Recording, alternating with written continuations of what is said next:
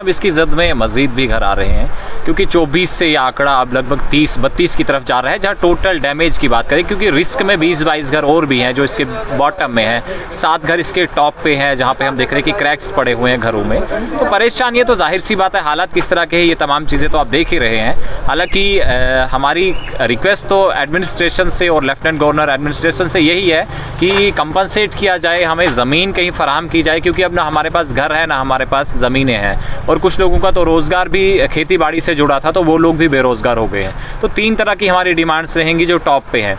एक तो ये कि हमें आप ज़मीन दे दीजिएगा 10 मरले पर हेड, और उसके बाद आप हमारे लिए कंपनसेशन का इंतज़ाम कीजिएगा ताकि हम उस पर कंस्ट्रक्शन कर सकें। और तीसरी बात, वो जो लोग बाग मालकान थे या फिर जो खेती बाड़ी कर जिनका ज़रिया आमदन यही था, सोर्स ऑफ इनकम यही था, आप उनके लिए भी रोज़गार का कुछ कीजिएगा। और दूसरी बात, मैं आपकी नोटिस में एक चीज़ लाना चाहूँगा। है ये परसों शाम को हुआ, लगभग कोई 5 बजे के करीब जो है वो लोगों को पहले हमारी रोड जो है वो सिंक हुई, उसी के बेसिस पे जो है वो इन्फॉर्मेशन दी। तो हमने प्रिकॉशनरी मेजर पे लगभग उस दिन जो है वो 30 फैमिलीज को जो है वो हमने वहाँ से शिफ्ट किया, इवैक्यूएट कर लिया। और दूसरे जो 26 फैमिलीज हमारी और थी जिनको हमने जो है वो दूसरे दिन सुबह जो है वो वहाँ से शिफ्ट कर लिया, उनका माल लाइफ स्टॉक जितना भी था उसको भी शिफ्ट कर दिया।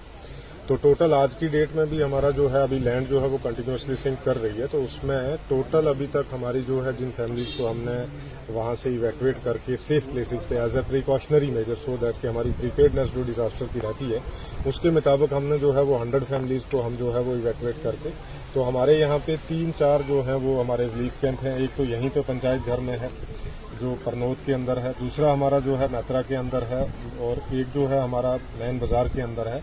वो इसलिए क्योंकि आप देख ही रहे हैं कि जैसे यहाँ बारिश है ज़्यादा, तो यहाँ पे ज़्यादा इतना गवर्नमेंट की बिल्डिंग्स नहीं है जिनको हम एज ए रिलीफ कैंप बना सके, तो इसलिए हमने शिफ्ट किया है। बट वी आर वेटिंग कि हमारा यहाँ पे टेंट का भी सिस्टम चल रहा है जिसको हम 1 वीक के लिए जो है वो चला रहे हैं। बाकी जितना भी जो फूड का है, जैसे आज पर जो ह्यूमन रिक्वायरमेंट है, जैसे 3 टाइम का खाना होता है, 2 टाइम की चाय होती है, प्लस जो हमारे वहाँ पे मेन है एक मेडिकल का कैंप वहाँ पे लगा हुआ है, प्लस हमारा जो सैनिटेशन की जो पूरी टीम बैठती है, हमारे नोडल अफसर हैं, अगर किसी किस्म की हमारी जो मेडिकल इमरजेंसी टीम है 24/7 काम करती है along with the team of the doctors.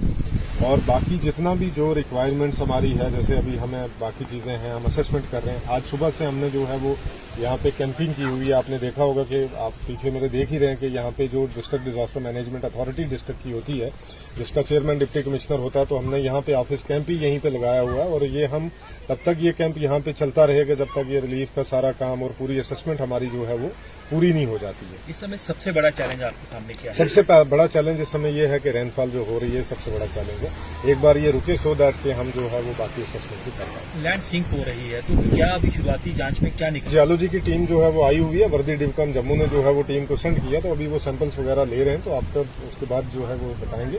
But as a precautionary measure उन्होंने भी जो है वो यही बोला है कि इस एरिया को जो है वो अभी बिल्कुल किसी किस्म से ह्यूमन का इंटरफेरेंस जो है अभी नहीं होना चाहिए। रिहेबिलिटेशन के लिए सर क्या प्लान कर रहे हैं आप? रिहेबिलिटेशन के लिए मैं ऑलरेडी बता चुका हूँ। रिलीफ कैंप में क्या 500 के करीब लोग होंगे? अभी जो है हमारी कैपेसिटी तो आप जानते ही हैं, रामबन में जो है वो हमारे इंतजामात ऐसे हैं कि लगभग हम 25,000 लोगों को जो है वो उनका स्टे जो है वो करवा सकते हैं। तो हमारे पास इंतजाम का कोई इशू नहीं है। जितने नंबर ऑफ पर्सन होंगे, अगर 1000 होंगे, 2000 होंगे, 5000 होंगे, हमें उसका कोई इशू नहीं है। हमारे जगह जगह पे लंगर चल रहे हैं, जैसे यहाँ पे भी लंगर हमने लगाया हुआ, कम्युनिटी हॉल में भी है, दूसरी जगहों पे भी हमारा है। तो हमें जो रहने की जो अकोमोडेशन या रिलीफ कैंप में जो अकोमोडेशन या बेडिंग इन चीजों की है, उसकी हमें किसी किस्म की कोई भी किल्लत नहीं। लोग बेहद ज्यादा डरे हुए हैं, लोग खौफजदा है। देखिए, डिजास्टर एक ऐसी चीज होती है कि उसमें कोई भी ह्यूमन बीइंग हो, इवन डीसी जो है वो भी डरेगा। इसमें डरने का मतलब सिर्फ ये है कि हमें वहां नहीं जाना है, बल्कि ये नहीं है डर के हमें जो है आदमी जीना तो नहीं छोड़ता ना। इसलिए जो है डर हमें ये है कि जैसे हमारी लैंड सिंक हो रही है, ये फर्दर सिंक ना हो। That is the basically type of fear, जिसको हम सेंस ऑफ इनसिक्योरिटी बोलते हैं। अदरवाइज देखा जाए बाकी तो डर नहीं है ना। बाकी जैसे हमारी टीम पूरी यहाँ पे है, आप देख ही रहे हैं, जितने भी डिस्ट्रिक्ट ऑफिसर हैं हमारे, बाकी पुलिस की जितनी भी हमारी नफरी है, सिक्योरिटी के लिए है, बाकी सारी चीजें, वो सारी चीजें हमारी यहीं पे एनडीआरएफ की टीम को भी बुलाया गया है। बिल्कुल, वो कल से है। लगभग उनके 29 जवान हैं, उसके 4-5 उनके ऑफिसर हैं, headed by assistant commandant of NDRF. तो वो यहीं पे स्टेशन है अभी तक। तो जब तक रिक्वायरमेंट होगी उनको यहीं पे रखेंगे। पूरा एरिया रेड जोन डिक्लेयर है, तो लोगों अभी से रेड जोन पूरा एरिया नहीं डिक्लेयर हुआ, अभी तो कुछ पोर्शन एक जो है उसको रेड जोन डिक्लेयर। लोगों से क्या अपील रहेगी आपकी? लोगों से मेरी अपील यही है, लोगों के बस यहाँ पे आए हैं, आपको जो है वो दिल छोटा नहीं करना है, क्योंकि जो उनका नुकसान हुआ है उसकी कोई भरपाई नहीं कर सकता। क्योंकि कोई भी फैमिली है जब वो अपना घर बनाती है, उसके साथ उसके जज्बात जुड़े होते हैं, इमोशंस जुड़े होते हैं, और कई सालों से जुड़े होते हैं, और वो नस्ल दर नस्ल, मतलब फैमिली दर फैमिली जुड़े होते हैं। तो उनकी तो कोई भरपाई कर नहीं सकता। बट ये है कि किस तरीके से उनके दुख में हम शरीक हैं, और किस तरीके से उनकी जो भी पॉसिबल हेल्प है, सपोर्ट है, वो हम करेंगे। सर, माली नुकसान बेहद ज्यादा हुआ है लोगों का। गनीमत है कि जानी नुकसान नहीं हुआ, तो क्या क्या अभी तक हुआ है माली नुकसान? नहीं, माली नुकसान में सिर्फ लैंड सिंक हुई है, और प्लस जो उसके ऊपर क्रॉप्स है वो हुई।